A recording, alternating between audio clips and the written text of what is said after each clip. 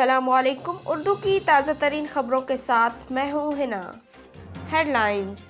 April میں ترسیلات زر بلند ترین سطح پر پہنچ گئیں۔ وزیر اعظم عمران خان نے سمندر پار پاکستانیوں کا شکریہ ادا کرتے ہوئے کہا کہ 10 ماہ کی 24.2 ارب ڈالر کی ترسیلات زر سے آپ سے گزشتہ پورے مالی سال کا ریکارڈ توڑ دیا ہے۔ وزیر اعظم کا پیٹرولیم مصنوعات کی قیمتیں برقرار رکھنے کا حکم۔ وزیر اعظم عمران خان نے ایک بار پھر پیٹرولیم مصنوعات کی قیمتوں میں اضافے کی سمری مسترد کر دی۔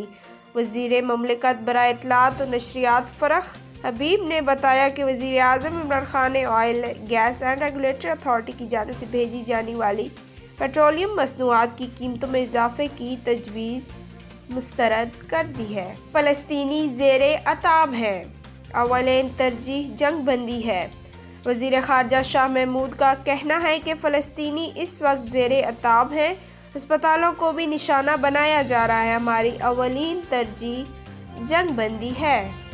بلوچستان میں گیس کے نئے ذخائر دریافت۔ صوبہ بلوچستان میں گیس کے نئے ذخائر دریافت کر لیے گئے ہیں۔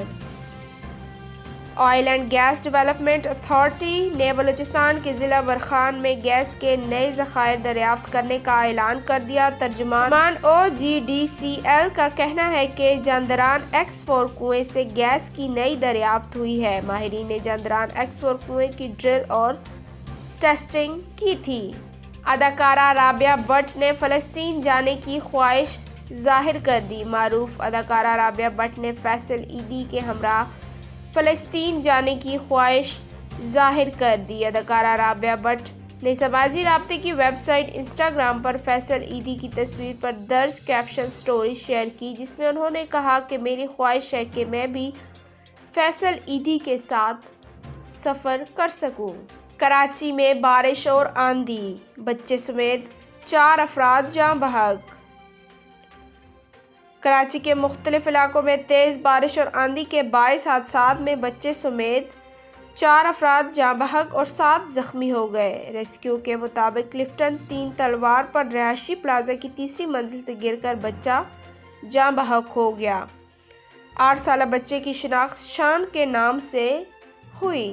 اس کے ساتھ آج کی خبریں اختتام پذیر ہوئیں۔ مزید خبروں کے لیے دیکھیں CID نیوز نیٹ ورک اسلام آباد۔ اپنا خیال رکھیں اور دوسروں کا۔ اللہ حافظ۔ You are watching CID News Network Islamabad.